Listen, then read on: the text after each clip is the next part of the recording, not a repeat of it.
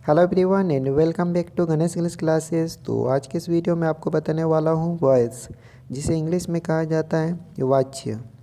तो सबसे पहले हम लोग समझते हैं कि वॉइस क्या होता है, इसका डेफिनेशन क्या होती है। तो अंग्रेजी डेफिनेशन है the form of a verb that shows whether the subject of a sentence performs the action or is affected by it is called the voice. इसका मतलब है फ्रेंड्स कि वॉइस का संबंध वाक्यों में प्रयुक्त क्रिया से है, जो यह बताते हैं कि या तो वाक्यों का सब्जेक्ट कुछ काम करता है या खुद सब्जेक्ट पर ही प्रभावित होता है।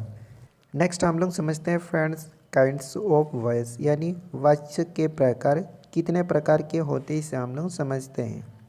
तो वॉइस मेनली दो प्रकार के होते हैं। पहला है एक्टिव वॉइस, जिसे इंग्लिश में कहते हैं कृत्यवाच्य। दूसरा पैसिव वॉइस, जिसे कर्मवाच्य कहते हैं फ्रेंड्स। अब हम इन दोनों को एक एक करके देखते हैं। तो फ्रेंड्स सबसे पहले हम लोग समझते हैं कि एक्टिव वॉइस क्या होता है। तो वो वॉइस जिसमें कार्य को संपादन करने वाला यानी समाप्त करने वाला सब्जेक्ट होता है, उसे एक्टिव वॉइस कहा जाता है। या आप कह सकते हैं अगर वाक्यों का वॉइस खुद काम करता है तो वर्ब का वह रूप एक्टिव वॉइस में कहलाता है फ्रेंड्स आप इस तरह से इसे समझ सकते हैं, किसी वर्ब को एक्टिव वॉइस में कहा जाता है जब कोई व्यक्ति या वस्तु सब्जेक्ट के रूप में कुछ करता है। इसका अंग्रेजी मीनिंग होता है a verb is said to be in the active voice when the person or things denoted by the subject acts. या फ्रेंड्स आप कहेंगे when the subject does the action the verb is in the active voice. जैसे आपको कुछ active voice का example बताते हैं। आई right ए letter, इसका मतलब हुआ मैं पत्र लिखता हूँ। ये सिंपल प्रेजेंट टेंस का एग्जाम्पल है फ्रेंड्स। इसी को एक्टिव वॉइस कहा जाता है। ही राइट्स ए लेटर, वह पत्र लिखता है। ये भी सिंपल प्रेजेंट टेंस का सेंटेंस है फ्रेंड्स। मतलब सिंपल प्रेजेंट टेंस के सेंटेंस को भी एक्टिव वॉइस कहा जाता है। जैसे third number example, he was driving the car. ये पास्ट कंटिन्यूस टेंस के सेंटेंस है फ्रेंड्स। मतलब पास्ट कंटिन्यूस टेंस के सेंटेंस को भी एक्टिव वॉइस में कहा जाता है। इसका मतलब हुआ फ्रेंड्स वो कार ड्राइव कर रहा था। फोर्थ नंबर एग्जाम्पल है जैसे friends the children at the cake, मतलब बच्चे ने केक खाया। फ्रेंड्स ये सेंटेंस भी सिंपल पास्ट टेंस के सेंटेंस है। मतलब सिंपल पास्ट टेंस के सेंटेंस को भी एक्टिव वॉइस में रखा जाता है या एक्टिव सेंटेंस कहा जाता है। तो फ्रेंड्स ये थे कुछ एक्टिव वॉइस के एग्जाम्पल, और आगे आपको बताएंगे कि कौन कौन से टेंस एक्टिव वॉइस में रखा गया है। तो अब हम देखते हैं कि पैसिव वॉइस क्या है। पैसिव वॉइस हिंदी में कहते हैं कर्मवाच्य।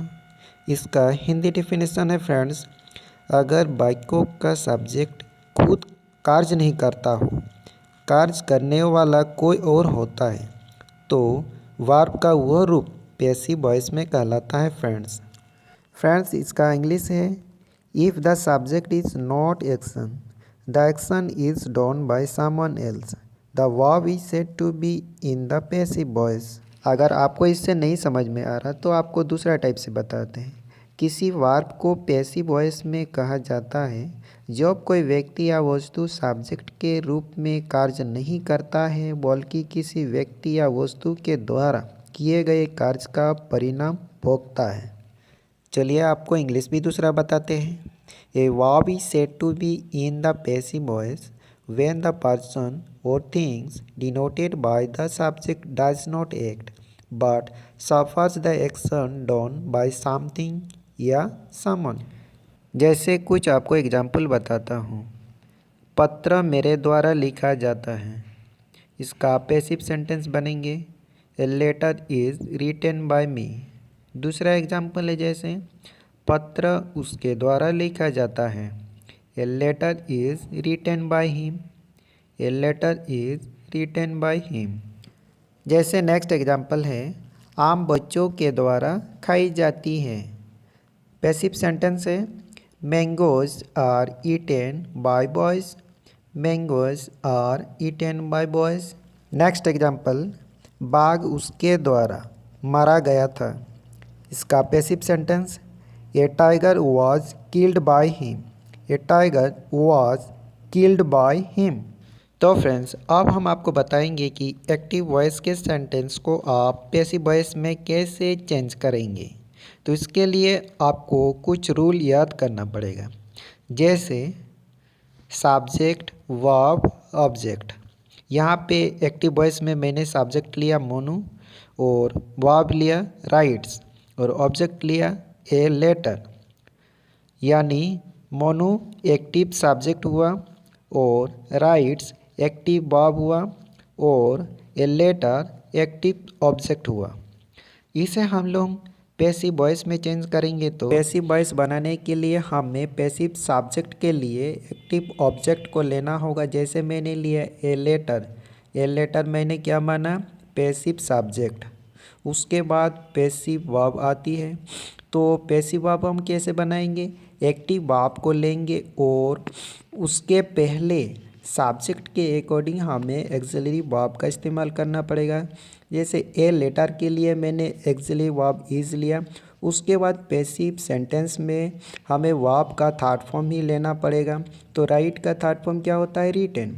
उसके बाद ऑप्शनल एजेंट, यानी ऑब्जेक्ट के जगह पैसिव सेंटेंस में हमें क्या लगाना है, बाय। उसके बाद जो एक्टिव सेंटेंस में एक्टिव सब्जेक्ट था उसको हम ऑब्जेक्ट बनाएंगे पैसिव वॉइस में, जैसे बाय मोनू। और कंप्लीट सेंटेंस बनता है इस तरह से, letter is written by Monu. अब हम आपको बताते हैं कि rules for changing active voice to passive voice, कि एक्टिव वॉइस से पैसिव वॉइस में बदलने के लिए आपको कौन कौन से रूल याद रखना है, ताकि आपको एक्टिव वॉइस से पैसिव वॉइस में बदलने में आसान हो। तो फर्स्ट रूल है फ्रेंड्स, ट्रांजिटिव वर्ब का ही पैसिव वॉइस होता है, ट्रांजिटिव वर्ब का नहीं। जैसे एग्जांपल है, ही राइट्स ए लेटर, इसका पैसिव वॉइस क्या होगा, a letter is written by him. लेकिन ही गोज टू ऑफिस, इस सेंटेंस को हम पैसिव सेंटेंस में नहीं बदल सकते हैं फ्रेंड्स इस सेंटेंस में इंट्रांजिटिव वर्ब का इस्तेमाल किया गया है। जैसे ही गोज टू ऑफिस, मतलब वो लड़की कहाँ जा रही है, ऑफिस जा रही है। मतलब वो लड़की खुद ऑफिस जा रही है, किसी चीज़ पर काम नहीं हो रहा है, तो उसे हम लोग इंट्रांजिटिव वर्ब कहते हैं। तो फ्रेंड्स, रूल नंबर 2 है, निम्नलिखित टेंस फॉर्म का ही पैसिव वॉइस होता है। पहला है सिंपल प्रेजेंट टेंस। इसका सेंटेंस स्ट्रक्चर क्या है, subject plus V1/V5 plus object. उसके बाद है present continuous tense, subject plus am, is, are plus V4 plus object. Present perfect tense, subject plus have plus V3 plus object. Simple past tense, subject plus V2 plus object. Past continuous tense, subject plus was/were plus V4 plus object. Past perfect tense, subject plus had plus V3 plus object. उसके बाद है simple future tense. इसका sentence structure subject plus will plus V1 plus object. And last future perfect tense, subject plus will plus have plus V3 plus object. इन सभी tense का ही हम passive sentence बना सकते हैं फ्रेंड्स। तो फ्रेंड्स, आपको इन सभी टेंस को अच्छे से समझ और याद रखना पड़ेगा, तब जाके आपको एक्टिव वॉइस से पैसिव वॉइस बनाने में इजी लगेंगे। तो फ्रेंड्स, नेक्स्ट है रूल नंबर 3, पैसिव ऑब्जेक्ट के रूप में one, someone, nobody, people, somebody, no one, police, public, us, them आदि का प्रयोग नहीं होता है। फ्रेंड्स, ये सब सेंटेंस के अंत में नॉन होता है, इसको लिखने की ज़रूरत नहीं पड़ती है। तो चलिए फ्रेंड्स, अब हम सिंपल प्रेजेंट टेंस के सेंटेंस को हम पैसिव सेंटेंस में किस तरह से बदलते हैं इसे देखते हैं। तो सिंपल प्रेजेंट टेंस के सेंटेंस का स्ट्रक्चर है subject plus V1/V5 plus object. और इसे हम जब पैसिव वॉइस में बदलेंगे तो सबसे पहले आएगा पैसिव सब्जेक्ट, उसके बाद एक्चुअली वर्ब इज/आर, ऑब्लिक एम, ये सब्जेक्ट के अकॉर्डिंग यूज होगी।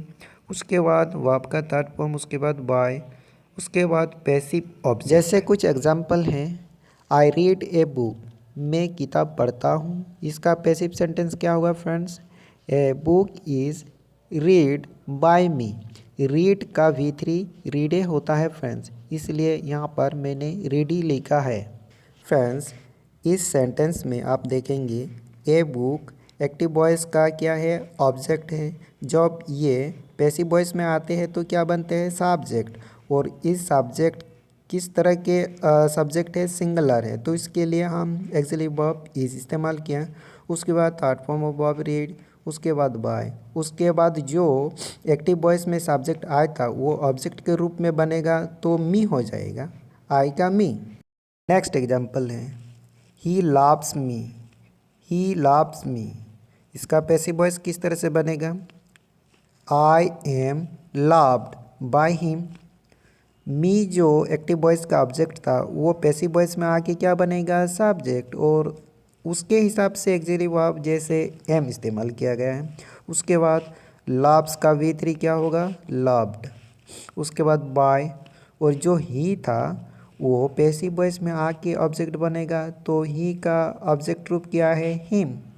नेक्स्ट एग्जाम्पल है फ्रेंड्स, वी रेस्पेक्ट हिम। इसका पैसिव वॉइस क्या बनेगा फ्रेंड्स? He is respected.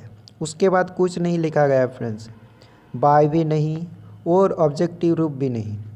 मतलब फ्रेंड्स, वी का ऑब्जेक्टिव रूप आस होता है, और आस हमने पहले बता चुका हूँ कि ये सेंटेंस के अंत में ये नॉन होता है और नहीं लिखा जाता है।